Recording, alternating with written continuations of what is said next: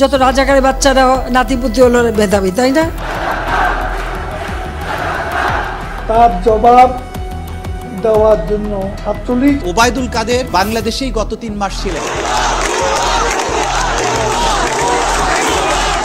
ছাত্র জনতার গণ অভ্যুত্থানের মুখে অবস্থা বেগতিক দেখে দেশ ছেড়ে পালিয়ে যান আওয়ামী লীগের অনেক নেতামন্ত্রী। পালাতে গিয়ে গ্রেপ্তার হতে হয়েছে হেভিওয়েট উপদেষ্টা মন্ত্রীদের। এমন বাস্তবতায় আত্মগোপনে চলে যান অনেকে। তাদেরই একজন আওয়ামী লীগের সাধারণ সম্পাদক ও সাবেক মন্ত্রী ওবায়দুল কাদের।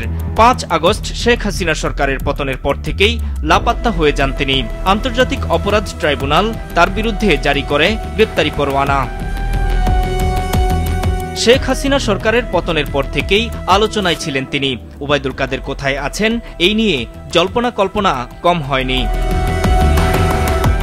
এতদিন পর জানা গেল দেশেই ছিলেন তিনি। বিভিন্ন গণমাধ্যম এমনটাই জানাচ্ছে। গণমাধ্যমের খবর অনুযায়ী 8 নভেম্বর শিলং হয়ে ভারতের কলকাতায় পৌঁছান ওবায়দুল কাদের। কিন্তু হাসিনা সরকারের পতনের পর 95 দিন তিনি কোথায় ছিলেন এই প্রশ্নের উত্তর এখনো অজানা। সরকার বিরোধী আন্দোলনে পরিণত করতে চান। তবে তিনি এক বিশেষ স্থানে আদর যত্নে ছিলেন বলেও দাবি করা হয়েছে। দেশ থেকে পালানোর ক্ষেত্রে তিনি সড়ক পথ ব্যবহার করেছেন। বিশেষ ব্যবস্থায় ভারতের মেঘালয়ের রাজধানী শিলং এবং পরে সেখান থেকে যান কলকাতায়। নিরাপদে দেশ থেকে চলে যাওয়ার পথ বের করতে ভারতের সঙ্গে তার পক্ষ হয়ে অন্য কেউ যোগাযোগ করেছে। সবুজ সংকেত পাওয়ার পরই তিনি দেশ ছাড়েন বলে উল্লেখ করা হয় প্রতিবেদনে। দেশ ছাড়ার আগে দলীয় নেত্রী শেখ হাসিনার সাথেও যোগাযোগ করেছিলেন তিনি। তবে সেখান থেকে সবুজ সংকেত পাননি বলে গণমাধ্যম জানাচ্ছে।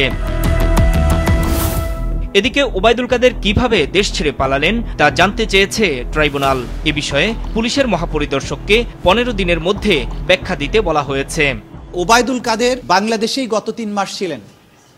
গ্রেপ্তারি পরোয়ানা জারি হওয়ার পরে বাংলাদেশে কোথায় তিনি কিভাবে ছিলেন, কেন তাকে গ্রেপ্তার করা হয়নি, বা তিনি কিভাবে পরবর্তীতে বাংলাদেশের সীমান্ত অতিক্রম করেছেন, এই ব্যাপারে আইন শৃঙ্খলা রক্ষাকারী বাহিনীর কাছে একটা ব্যাখ্যা চাওয়া হয়েছে।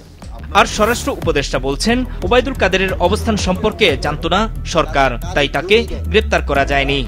3 মাস বাংলাদেশে লুকিয়ে ছিল, আমরা তো জানি না। আমরা যদি তার জানতাম আমরা অবশ্যই ধরে ফেলতাম। যদি এর আগে ওই খবরটা ওনারা আমাদের দিতে পারতো যে উনি ওই জায়গায় লুকিয়ে আছে, আমরা অবশ্যই তারা ধরে ফেলতাম। ছাত্র জনতার উপর জুলাই আগস্টে গণহত্যা চালানোর অভিযোগে যেসব হত্যা মামলা হয়েছে শেখ হাসিনা সহ শীর্ষ নেতাদের বিরুদ্ধে, এর প্রায় সবকটিতেই নাম রয়েছে ওবায়দুল কাদেরের। নূর মোহাম্মদ, মাছরাঙা নিউজ ডেস্ক।